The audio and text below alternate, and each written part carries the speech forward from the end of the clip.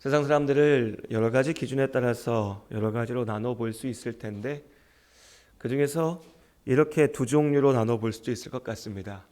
한 부류는 사람을 살리는 사람들이고 반대쪽에 있는 이들은 사람을 죽이는 사람입니다.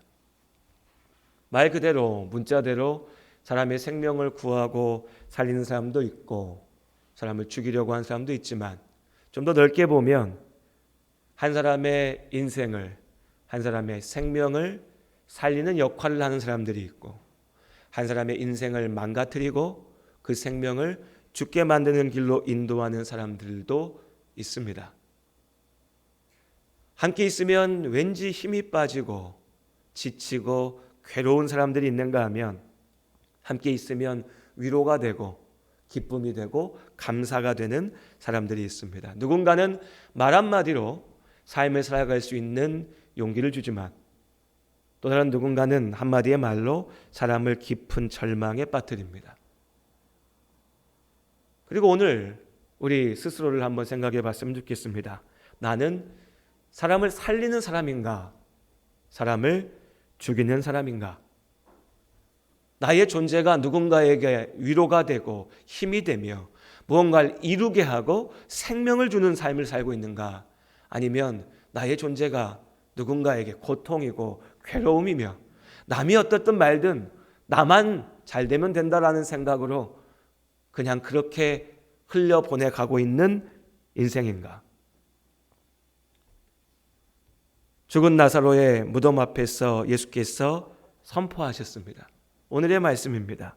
나는 부활이요 생명이니 나를 믿는 자는 죽어도 살겠고 무릇 살아서 나를 믿는 자는 영원히 죽지 아니할 것이다.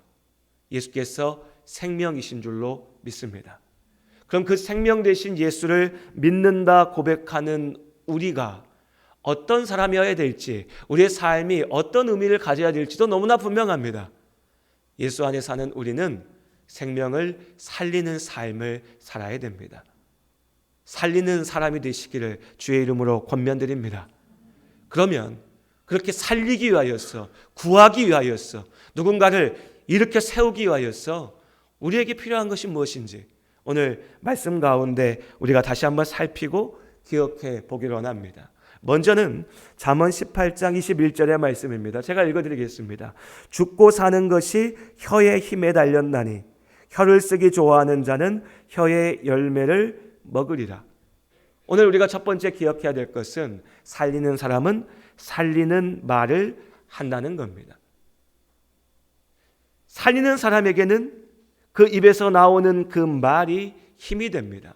우리가 너무 잘 알고 있듯이 우리의 이 혀에는 생명을 살리고 죽이는 권세가 있습니다. 너무나 잘 알고 있듯이 말 한마디의 무게는 너무나 무겁습니다. 부모가 무심코 던진 한마디가 그저 습관적으로 그저 별 생각하지 않고 너는 왜 그러냐? 너는 왜 그러냐? 툭툭 던졌던 한마디의 말이 그 자녀에게 평생을 올가매는 족쇄가 되는 것을 봅니다. 반대로 어렵고 힘든 자리에 있는 위로가 필요했던 누군가에게 전하는 따뜻한 말 한마디가 그 말이 뭐라고? 그 한마디 말이 뭐라고? 위로가 되고 기쁨이 되고 살아날 용기가 되기도 합니다. 말은 한 사람만 죽이고 살리는 것이 아닙니다. 한 인생만 움직이는 게 아니죠. 하나의 공동체를 세우기도 하고 무너뜨리기도 합니다. 교회 안에서도 마찬가지입니다. 교회 안에서 가장 크게 문제가 되는 게 뭘까요? 우리 가만 생각해 보면요. 말입니다. 말이 분란을 만들고 말이 오해를 낳고 다툼을 만들고 말 때문에 무너집니다. 사탄이 죄악이 우리 가운데 퍼져 들어올 때도 창세기의 말씀을 기억해 보십시오. 사탄은요, 뱀은 아담과 하와의 귓가에 속삭이는 그 말로 이 모든 파괴와 실패의 시작을 알렸습니다. 제가 잘 아는 목사님의 가족 중에 이런 일이 있었습니다. 그분도 목사님이었어요. 젊은 목사님이었습니다. 목사로서 잘 준비되어서 경력을 잘 쌓고 잘 자리 잡은 교회에 가서 새로운 담임 목사로서 목회 사역을 잘 시작하셨습니다. 잘 이끌어가고 계셨습니다. 그런데요, 2년, 3년 지나서 어찌 보면 이제야말로 목사님과 교회가 다 하나가 되어서 하나님의 일을 위해서 나가야 될 그때에 교회 안에 이상한 소문이 돌기 시작한 거예요.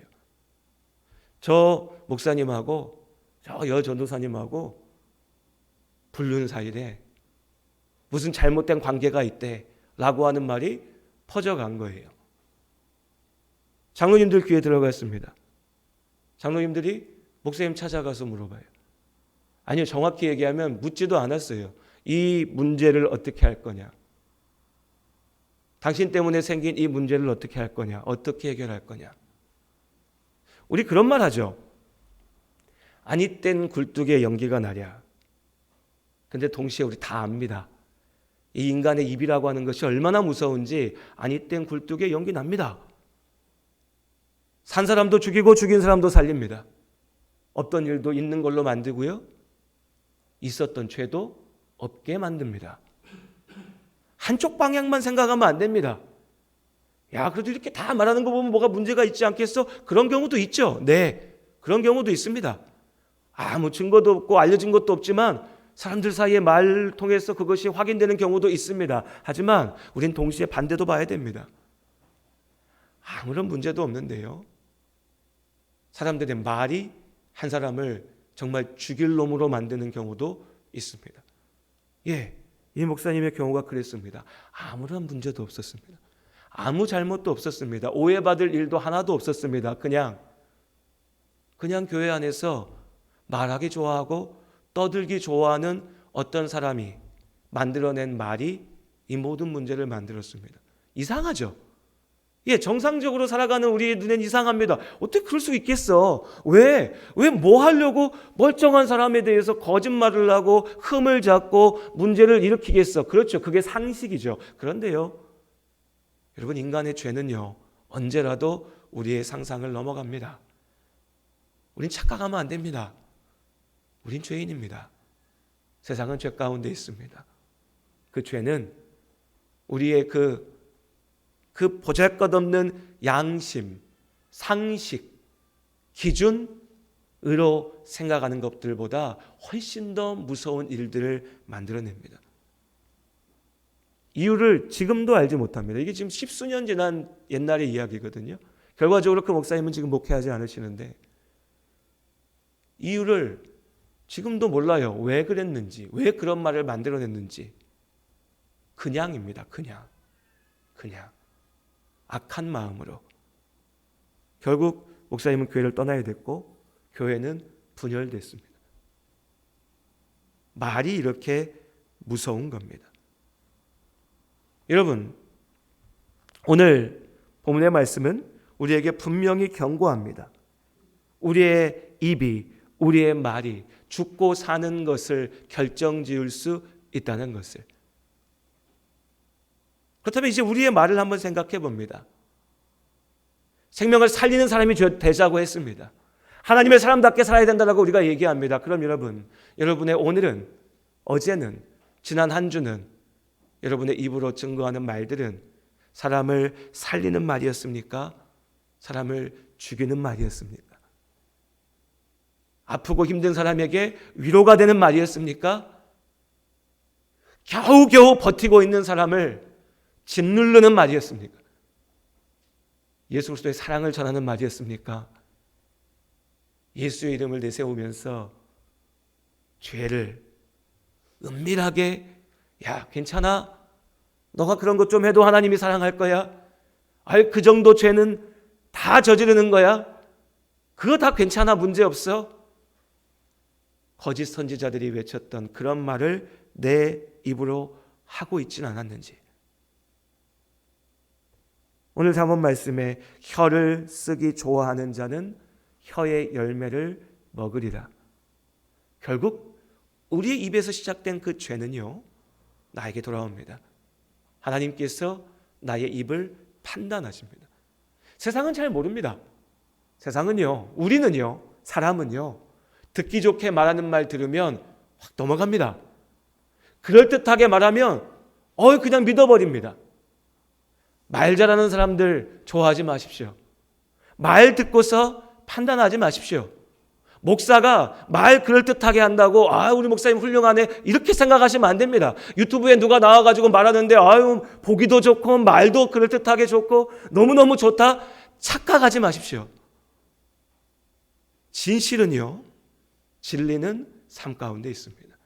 인생으로 증명하는 겁니다. 하나님께서 우리의 삶을 통하여 역사하실 줄로 믿습니다. 그럴듯한 말로 사람들을 속여가면서 사는 것 부질없습니다. 우리 혀의 열매는 결국 우리에게 돌아옵니다. 주 안에 사랑하는 우리 성도님들, 그러니 하나님께서 나에게 주신 이 입을 가지고 있어, 이 말을 가지고 있어 사람을 살리는 말을 전하시기를, 예수 그리스도의 복음을 전하시기를, 생명과 소망의 말을 선포하시기를 주님의 이름으로 축복합니다. 두 번째로, 사람을 살리기 위해서 우리는요, 참된 지혜를 가져야 됩니다. 이렇게 얘기할 수도 있습니다. 나는 사람을 돕고 싶습니다. 나는 다른 사람들이 잘 되길 바랍니다. 내가 가서 무언가 해주고 싶습니다. 나에게 선한 마음과 선한 의도가 있습니다. 라고요. 분명 그렇습니다. 사람들 가운데 죄악이 있지만요, 로마서 말씀처럼 사람들 사이에 우리 안에는 또한 하나님을 아는 지식의 씨앗도 들어가 있습니다. 그러니 우리 안에 양심이라는 것이 있습니다. 보통의 평범한 사람들이 아주 악할 수도 있지만 또 선할 수도 있습니다. 문제는 그 선한 의도만 가지고서는 생명을 살릴 수가 없다는 겁니다. 참된 지혜가 있어야 됩니다. 지혜 없이 선의만 가지고 착한 마음과 의지만, 의도만 가지고서 도우려고 할 때 어떤 일이 벌어질까요? 어리석은 사람이 있는데 이 어리석은 사람이 마음은 좋은 거예요. 나는 다 돕고 싶어, 잘하고 싶어. 그래서 여러 사람들을 찾아다니면서 만나면서 내가 당신을 돕겠다라고 막 나섭니다. 일을 하고 있는 데 가서 내가 일을 돕겠다라고 나서요. 그런데 나는 그걸 할지 몰라요. 능력이 없어요. 지혜가 없습니다. 지식이 없어요. 그럼 어떻게 됩니까? 일을 망쳐버리죠. 일을 망칩니다. 내 인생도 제대로 못 사는데 그래도 내가 저 사랑하는 친구의 삶을 도와주고 싶어 가서 뭔가를 막 얘기합니다. 이게 맞는 것 같아. 이렇게 해야 돼. 내가 널 위해서 얘기하는 거야. 그 안에 지혜가 없어요. 그럼 어떻게 됩니까? 그 말이, 그 도움이, 그 선한 의도가 오히려 그 인생을 망치는 길이 되죠. 그럼 어떻게 합니까? 뭘 알아야겠죠. 뭔가 내 머리에 들어있어야 됩니다. 그럼 사람들은 어떻게 얘기합니까? 그래도 뭔가 똑똑해야, 그래도 뭔가 능력이 있어야, 그래도 뭔가 지식이 있어야 남을 도울 수 있다, 살릴 수 있다라고 생각합니다. 그렇죠. 지식도 있어야 됩니다. 뭘 알아야죠. 능력도 있어야죠. 그런데요, 그 지식, 그 능력, 내가 안다는 거 거기서 온 겁니까? 결국 죄악된, 죄인된 내 안에서 나온 겁니다. 죄로 가득한 세상 가운데 나온 겁니다.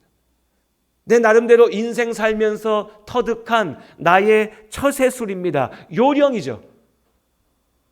그것을 지혜라고 착각해서는 안 됩니다. 사람을 살리기 위해서 지혜가 필요한 게 아니고요, 사람을 살리기 위해서 참된 지혜가 필요합니다. 사람들은 얘기합니다. 내가 인생 살아보니까 너도 이렇게 해야 돼. 내가 이거 들어서 알고 있는데 말이지, 내가 이거 어디서 배워서 알고 있는데 말이지, 내가 그 일 해봐서 아는데 말이지, 이렇게 저렇게 이렇게 해야 돼. 그럼 네가 잘 될 거야. 내 딴에는 돕겠다라고 얘기합니다. 그런데 그건 결국에요, 인간이 만들어낸 꾀입니다. 사람의 생각이죠. 그 모든 것의 끝에는 어리석음만 남습니다. 어리석음만.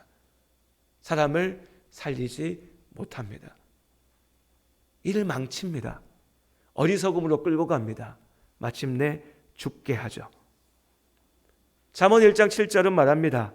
여호와를 경외하는 것이 지식의 근본이거늘 미련한 자는 지혜와 훈계를 멸시하느니라. 여호와를 경외하는 것, 하나님을 하나님으로 고백할 수 있는 것, 하나님의 지혜 가운데 순종으로 나아가는 것, 그것이 참된 지혜인 줄로 믿습니다. 그 참된 지혜를 갖고 있는 사람이 비로소 누군가를 살릴 수 있습니다. 도울 수 있습니다. 구할 수 있습니다. 그러니 여러분, 참된 지혜를 가진 사람과 함께 하시기를 주님의 이름으로 권면드립니다. 어디 가서 뭐 저 사람 교수야, 저 사람 사업을 엄청 성공한 사업가야, 저 사람이 자식들을 전부 다 좋은 대학 보냈대, 저 사람이 무언가 엄청난 것을 가지고 있대, 그런 말 듣고 쫓아가서 그 사람들 주변에 맴돌다 보면요, 결국에 혹해서 넘어가서 어리석은 가운데 무너지는 겁니다. 거기에 지식이 있는 게 아닙니다. 거기에 지혜가 있는 게 아닙니다. 아브라함의 조카 롯을 기억합니다. 롯이 삼촌과 함께 높은 언덕에 올라가서 네가 원하는 곳으로 가라, 내가 거기 너한테 줄게. 어디로 갔습니까? 내 눈에 보기 좋은 곳, 요단 동편에, 요단강 넘어서 동편에, 가나안으로부터 멀어지는, 하나님으로부터 멀어지는 땅. 내 눈에 보기에 너무 좋았지만 결국 그 끝이 어디였습니까? 소돔과 고모라였습니다. 그 끝이 무엇이었습니까? 하나님의 심판이었습니다. 이 분명한 말씀을 알면서도 이 어리석음을 우리는 계속해서 반복합니다. 제발 여러분, 지혜 있는 사람과 함께 하시기를 바랍니다. 하나님을 경외하는 자와 함께 하시기를 바랍니다. 저 사람이 얼마나 가졌고 얼마나 성공했고 얼마나 능력 있는 자를 먼저 따지지 마시고요, 저 사람이 참으로 하나님 앞에 기도하는 사람인가? 저 사람의 입에서 나오는 말이 사람을 살리는 말인가?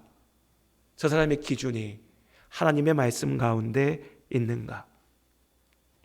오늘 이 잠언 말씀의 뒷부분에 미련한 자는 지혜와 훈계를 멸시한다라고 얘기합니다.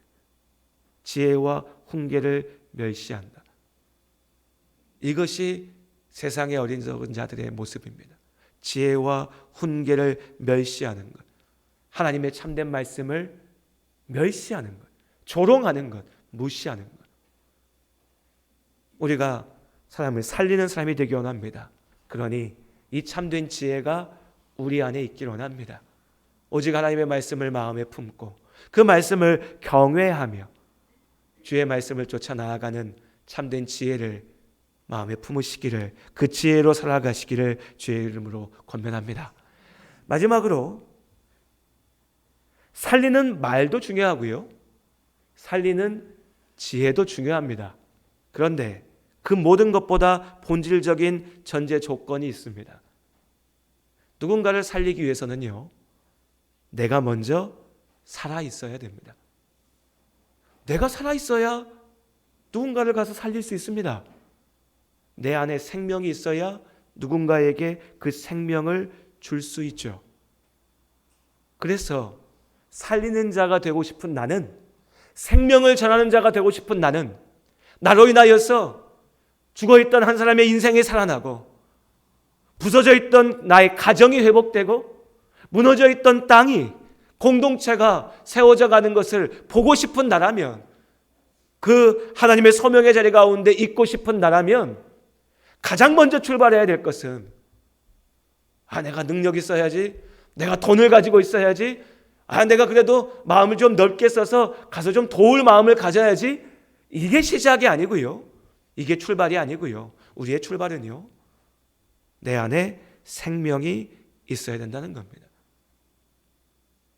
사도행전 4장의 말씀에 보면, 사도행전 3장의 말씀에 보면 베드로가, 요한이 성전 밀문에 앉아 있었던, 구걸하던 안전뱅이 한 사람을 보게 됩니다.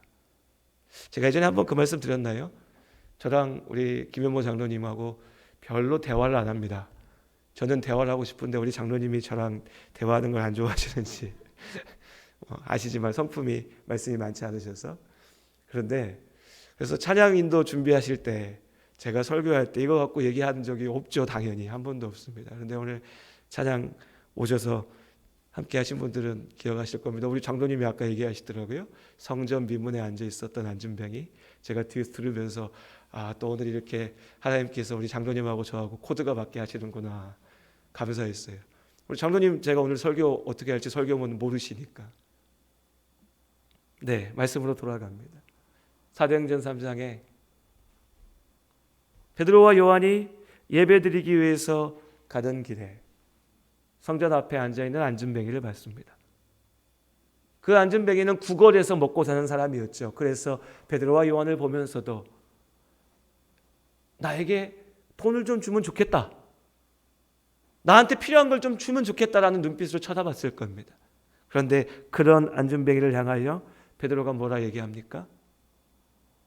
내가 금도 없고 은도 없고 내가 가진 게 없고 돈이 없다.